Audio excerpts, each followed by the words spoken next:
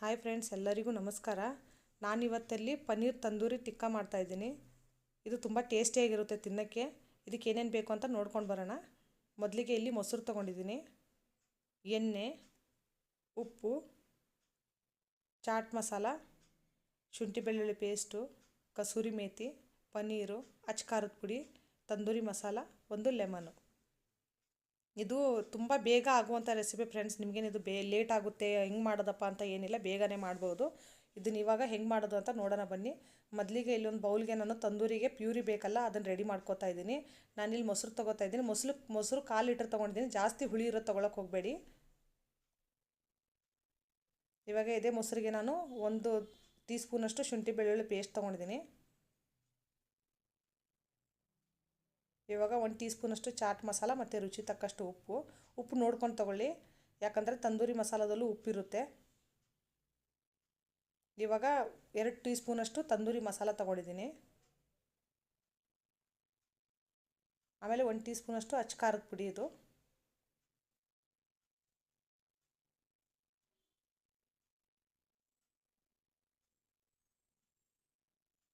ಇಲ್ಲಿ ನಾನು ಕಸೂರಿ ಮೇಥಿ 1 ಟೀ ಸ್ಪೂನಷ್ಟು ತೊಗೊಂಡಿದ್ದೀನಿ ಫ್ರೆಂಡ್ಸ್.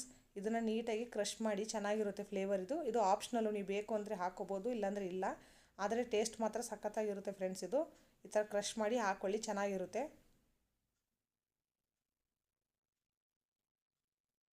ಆಮೇಲೆ 1 ಲೆಮನ್ದು ಜ್ಯೂಸ್ ತೊಗೊಂಡಿದ್ದೀನಿ. ನಾನು ಆವಾಗಲೇ ಹೇಳಿದ್ನಲ್ಲ, ಮೊಸರು ಹುಳಿ ಇರಬಾರ್ದು, ಆ ಥರದ್ದು ನೋಡಿ ತೊಗೊಳ್ಳಿ. ಯಾಕಂದರೆ ಇಲ್ಲಿ ನಾವು ಲೆಮನ್ ಜ್ಯೂಸು ಯೂಸ್ ಮಾಡ್ತಾಯಿದ್ದೀವಿ, ಅದಕ್ಕೆ.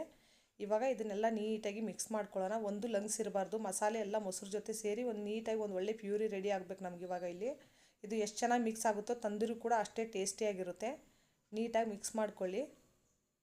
ಇದು ಬೇಗನೆ ಆಗುವಂಥ ರೆಸಿಪಿ. ಹೌದಪ್ಪ, ಹೆಂಗೆ ಮಾಡೋದು, ತುಂಬ ಲೇಟ್ ಆಗುತ್ತೆ ಹಂಗೆ ಹಿಂಗೆ ಅಂತ ಏನಿಲ್ಲ, ಚೆನ್ನಾಗಿರುತ್ತೆ, ಮಾಡ್ಕೊತೀನಿ ಫ್ರೆಂಡ್ಸ್. ಇವಾಗ ಇದಕ್ಕೆ ನಾನು ಇಲ್ಲಿ ಪನ್ನೀರನ್ನ ಕಟ್ ಮಾಡಿ ಇಟ್ಕೊಂಡಿದ್ದೀನಿ. ಈ ಸ್ಲೈಸಲ್ಲಿ ಕಟ್ ಮಾಡಿ ನೀಟಾಗಿ ವಾಶ್ ಮಾಡಿ ಇಟ್ಕೊಂಡಿದ್ದೀನಿ. ಇವಾಗ ಈ ಪನ್ನೀರ್ನೆಲ್ಲ ಸೇರಿಸ್ಕೊತಾ ಇದ್ದೀನಿ. ಈ ಥರ ಕಟ್ ಮಾಡ್ಕೊಳ್ಳಿ ಫ್ರೆಂಡ್ಸ್, ಜಾಸ್ತಿ ದಪ್ಪನೂ ಬೇಡ, ಜಾಸ್ತಿ ತೆಳ್ಳೂ ಬೇಡ. ಇವಾಗ ಇದನ್ನು ನೀಟಾಗಿ ಮ್ಯಾರಿನೇಟ್ ಮಾಡಿದ್ದೀನಿ. ಈ ಥರ ಮಿಕ್ಸ್ ಆಗಬೇಕು. ಇವಾಗ ಕ್ಲೋಸ್ ಮಾಡಿ ಒಂದು 20 ನಿಮಿಷ ಬಿಡಿ.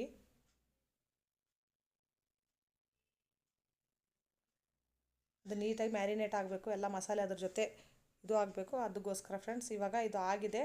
ಇವಾಗ ನಾವು ಟಿಕ್ಕಿಗೆ ರೆಡಿ ಮಾಡ್ಕೊಳ್ಳೋಣ. ಮೊದಲಿಗೆ ನಾನಿಲ್ಲಿ ನಾನ್ ಸ್ಟಿಕ್ ಪ್ಯಾನ್ ತೊಗೊಂಡಿದ್ದೀನಿ. ನಾನ್ ಸ್ಟಿಕ್ ಪ್ಯಾನೇ ತೊಗೊಳ್ಳಿ, ಚೆನ್ನಾಗಿರುತ್ತೆ. ಯಾಕಂದರೆ ತಂದೂರಿ ಮಾಡುವಾಗ ಕೆಳಗಡೆ ಅಂಟ್ಕೊಳ್ಳಲ್ಲ. ಇವಾಗ ನಾನು ಆಯಿಲ್ ಹಾಕ್ಕೊಂಡಿದ್ದೀನಿ. ಆಯಿಲ್ ಬಿಸಿ ಆಗ್ತಾಯಿದೆ.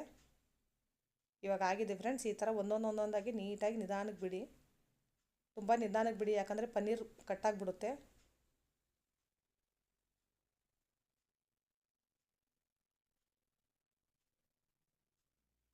ಈ ಟೈಮಲ್ಲಿ ಸ್ವಲ್ಪ ಗ್ಯಾಸ್ ಸಿಮ್ಮಲ್ಲೇ ಇಡಿ. ಎಣ್ಣೆ ಕಾಯೋವರೆಗೂ ಫಾಸ್ಟಲ್ಲಿ ಇಟ್ಬಿಟ್ಟು ಆಮೇಲೆ ಸಿಮ್ಮಲ್ಲೇ ಇಡಿ. ಇವಾಗ ಟರ್ನ್ ಮಾಡ್ಕೊತಾ ಇದ್ದೀನಿ. 2 ಕಡೆಯಿಂದ ನೀಟಾಗಿ ಬೇಯಬೇಕು. ಇವಾಗ ಆ ಕಡೆಯಿಂದನೂ ಆಗಿದೆ ಅನಿಸುತ್ತೆ ಫ್ರೆಂಡ್ಸ್. ಆಗಿದೆ ನೋಡಿ, ಈ ಥರ.